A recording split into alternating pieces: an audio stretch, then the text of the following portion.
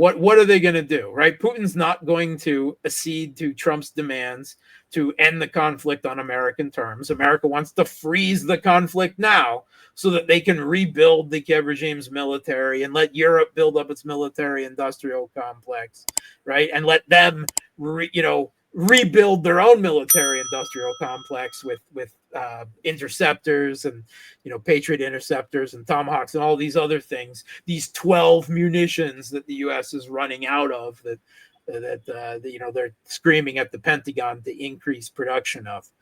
They want to buy time, and Russia's not interested in that, right? They're like, if you want a settlement that provides a new security architecture, if you acknowledge that Ukraine is never going to join NATO, that we agree on a demilitarization and a neutral position, a return of neutrality to Ukraine's constitution before where it was before the 2014 US-backed putsch, then that's fine. If not, then we'll just finish it off, right? However long that takes. And the West will never accede to those demands, right? So the only thing that such a meeting is going to do is result in another peak of temper and tantrum for Trump at some point, right? Even if he's happy meeting, Putin pats him, good boy, I'm so proud of you for 15 minutes. 30 minutes later, he's already ears going to be bent the other way. And all of that will be for nothing and will probably. Axios tells us, right, or is it Axios or Political? One of the two, right? That what happened in Alaska was there was voices raised, right? That Trump was yelling, right? That things did not go well. That's why they canceled the lunch and ended the meeting early, which is what I said happened at the time. But both sides tried to paint it up as it was great. We were friends, even though they didn't take any questions from the press and so forth. And there was this agreed upon fiction, I guess, for whatever reason, for the longest time. Nothing was agreed to, though. And I don't expect anything different to change now, right? There's been no change. The U.S. is now considering an escalation under Trump that even the Biden administration had never done at this point, right? They've got Trump fully on the escalate to de-escalate path now, right? So he's held off this week on the delivery of the Tomahawks, right? Again, it's impractical. It's like the promise of 100% tariffs against China and India before Alaska, right? This is not a realistic policy to punish either of those countries. It would crash the global economy. It would send the price of oil skyrocketing for everyone. And it would send the price of gasoline and inflation scoring sky high in the U.S., ruining any Trump's midterms chance. Everyone knows, right? It's not real. Trump can't tariff the world into stopping trading with Russia. He can't, right? Certainly not India, not China. He can't force them like that. I don't even see him with that much leverage. Tomahawks is now what they have. The promise to deliver Tomahawks, which again is not really any kind of military serious threat. They get a little bit of damage if they're aimed at soft targets like oil refineries and the like, but only so many launchers. It's not going to change anything on the battlefield. It would, as Putin said, it would just end any hope of any diplomatic solution at all. Well, I don't know whether this was a power play by Trump to force Russia into negotiations, because I don't think Russia's going to agree to anything different that they haven't before.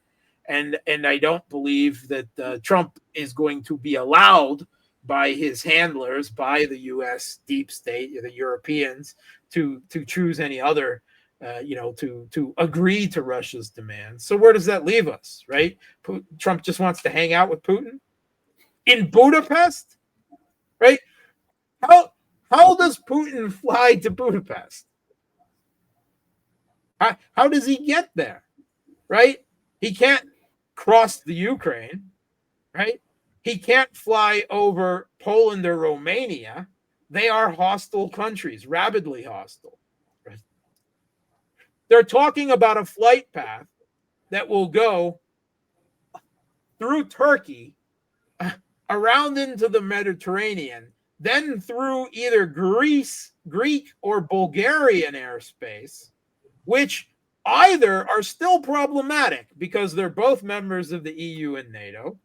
They're both party to the International Criminal Court with this bullshit warrant over Putin helping East Ukrainians move their own children in orphanages out of our artillery range where they had been shelled by the regime in Kiev for 8 years beforehand, right? So, and they promised they're going to arrest him. Hungary says they're not. And they did pull out of the International Criminal Court, but they only did that in June of this year. And formally it takes a full year for withdrawal process. So I don't know, how's he going to fly there? Are they going to arrest him for the ICC? Is someone going to try to kill him? Either somebody's intelligence, the Kiev regime, they've already admitted, right? Budanov, the Kiev regime's military intelligence chief, has openly, proudly admitted, we tried to kill Putin several times. It just didn't work, right? And then you have lots of refugees and crazies all across Europe. Fico, the prime minister of Slovakia, was almost killed in an assassination attempt by some individual. It's just not worth it, right? I know it's a big slap in the face to Brussels and the technocrats that Putin would be coming and meeting Trump in Europe and there's nothing they could do about it, right?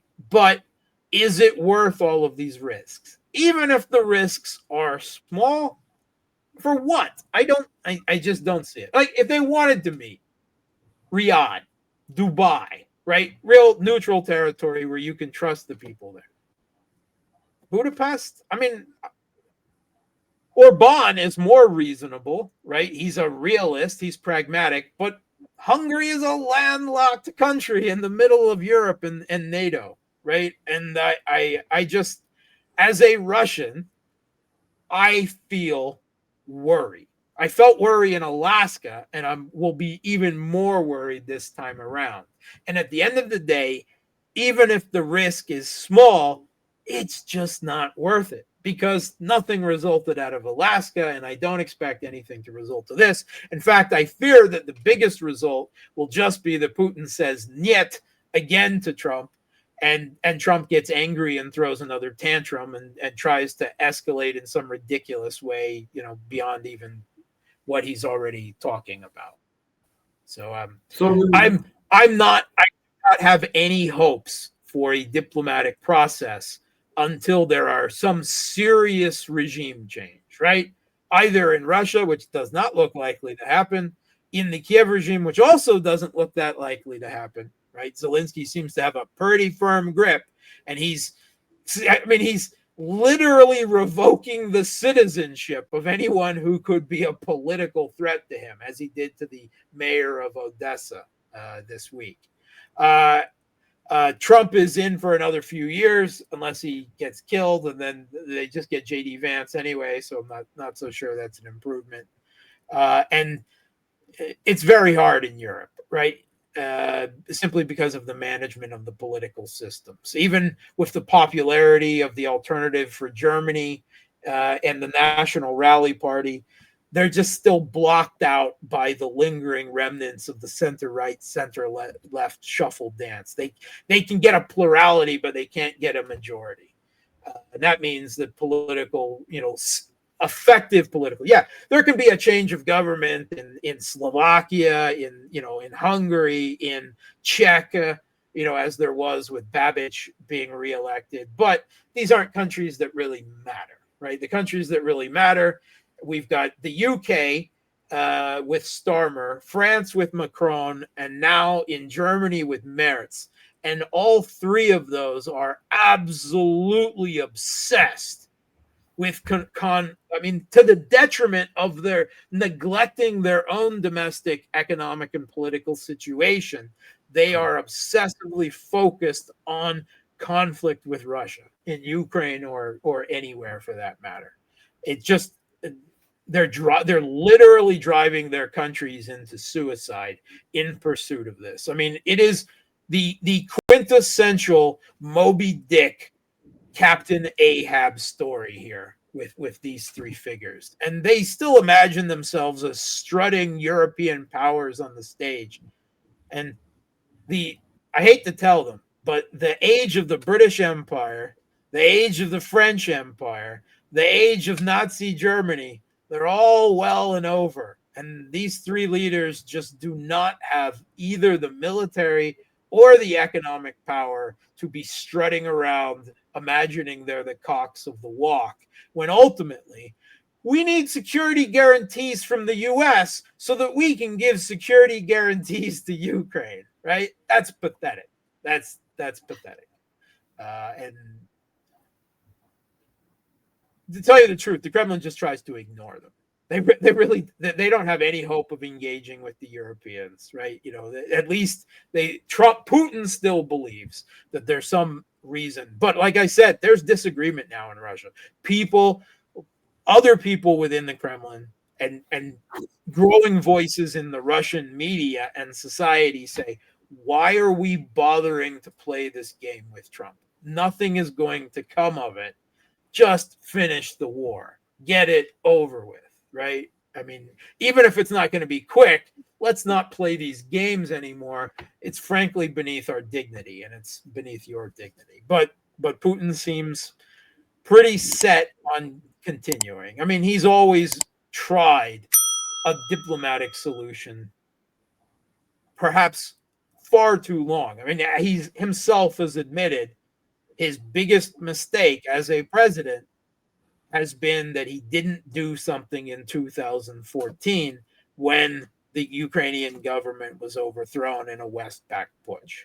That he ever agreed to the Minsk protocols, which Merkel and Hollande and Poroshenko have all openly admitted we had never had any intention of fulfilling any of this. It was just a playing Russia to buy time to build up a powerful NATO-armed, NATO-trained military in Ukraine. They openly said it, right? And this is no different. The U.S. doesn't really want terms that would provide for Russia's security in Europe. They want a freeze of the conflict to come back to it later when the time will be better for them, better for Europe, better for the Kiev regime. It'll be Minsk 3.0. And so far, it has to be said that while Putin has seemingly committed for remaining engaged with this game of manipulating Trump, he hasn't yet made any concessions, right? There hasn't been any actual change in strategy on the battlefield. War is still continuing, and for the moment, that is completely separate from whatever diplomatic game is going on, and has been, for up until this point. And still, it seems that will be that way into the future. I do not see Putin suddenly agreeing to something on Trump's terms to make Trump happy. Why would they? Russia's winning. Russia's winning on the ground. They're winning the attempted war to snuff out their economy economically, with this weaponization of sanctions and the U.S.'s global control of financial architecture. They're winning the game diplomatically, right? Because the majority of the world refused to bow to U.S. demands to stop trading with Russia, right? If you're winning in all three of those spheres, militarily, economically, and politically, why would you make concessions to Trump? Just so he doesn't throw a tantrum on social media? What's he going to do? Send the tomahawks? Again, not a serious military threat. They don't have air defense. They're out of ATACMS, and what do they have? I mean, they're not going to send F-35s to Ukraine. They've already sent the F-16s, and those don't do anything. They hide in Western Ukraine, right? And occasionally crash with the ill-trained Ukrainian pilots just flying them around on air defense missiles, trying to shoot down Guran drones. It's U.S. does not have military leverage in its position, just not for this type of conflict. In other types of conflict, naval in the Pacific, something like that, it might be a different situation. But they can't bring their strengths, they can't bring their air power, they can't bring their own long-range systems to bear in Ukraine, and Russia's got them over a barrel. Just like economically, China has the US over the barrel now with rare earths and lithium batteries and all of these other things. Trump has managed to provoke both Russia and China into conflicts where the US doesn't have any leverage.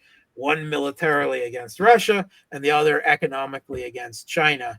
And it's actually a very dangerous situation because Trump doesn't like to lose. The U.S. in general doesn't like to lose and doesn't accept losing, but Trump is even more emotional and puerile about it than shall we say your normal U.S. leader. So it's a dangerous time because the U.S. is doing actually so badly in so many spheres of this conflict. I mean,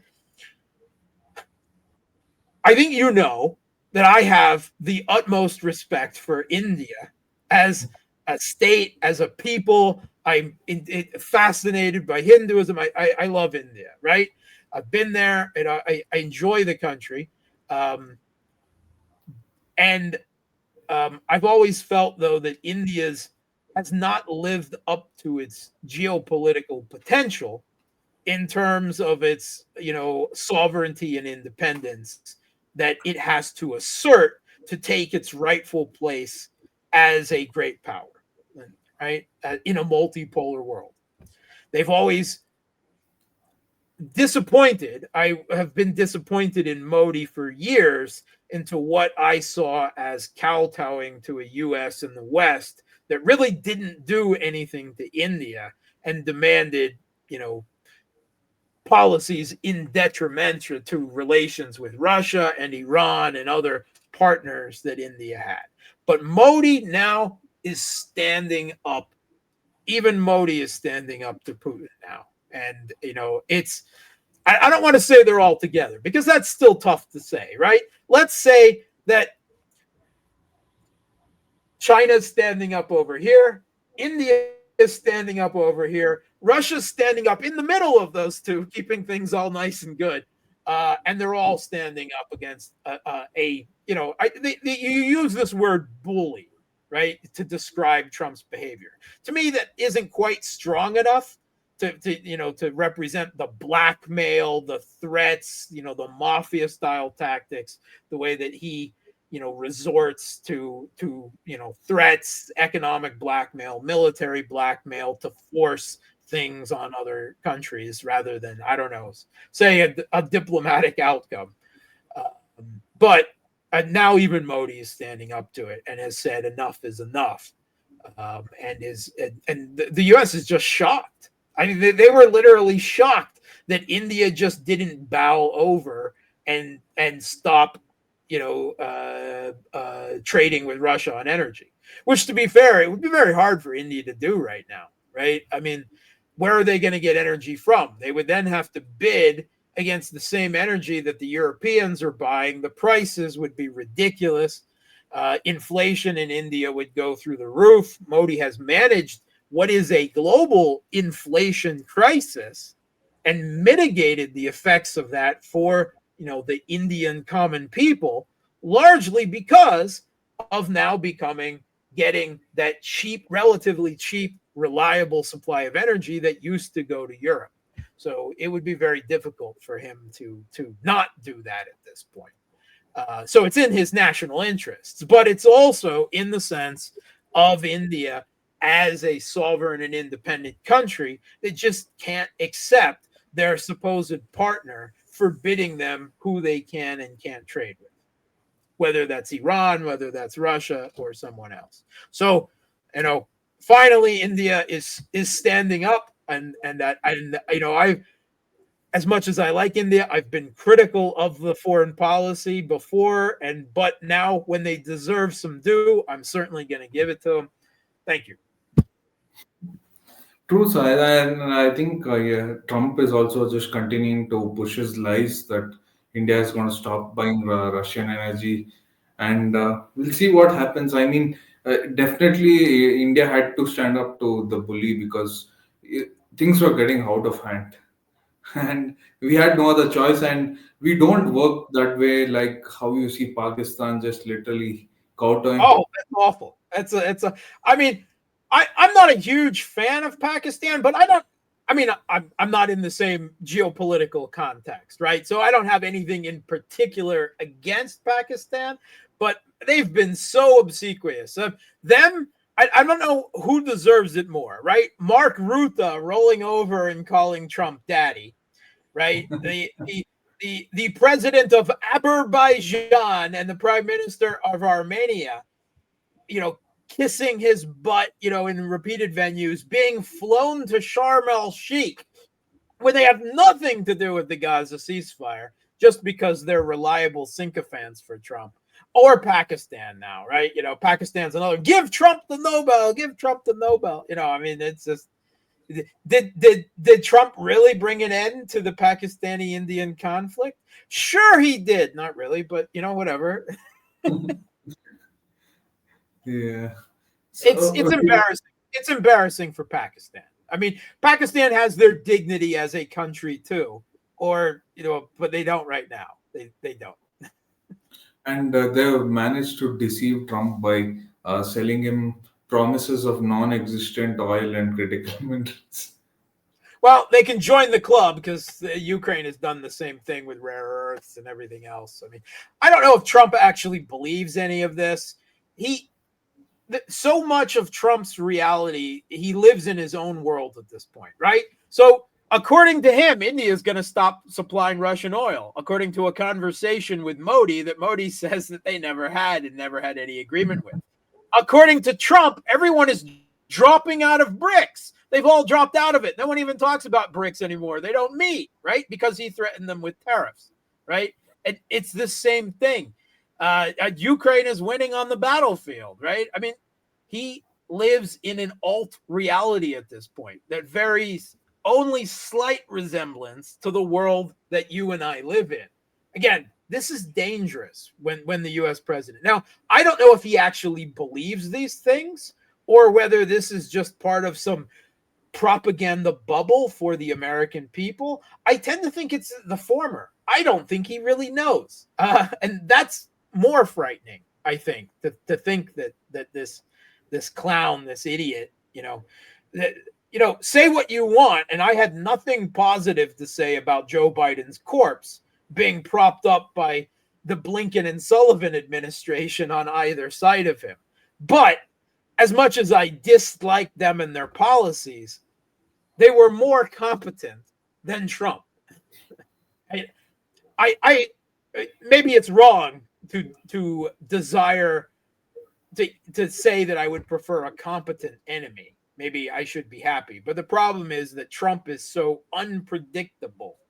He's so chaotic. He is a chaos bomb that is worse. As Putin said many times before, we prefer a reliable enemy to an unreliable unknown factor, because then we know how to plan for it. And when he said that he actually would rather Kamala Harris to have won or Biden, I think he was being very serious there, right? Because that's basic game theory, right? When you're dealing with another nuclear armed superpower, you want to know what the other side is likely to do in any given situation. Trump, no one knows. Trump doesn't know what he's going to do tomorrow, today.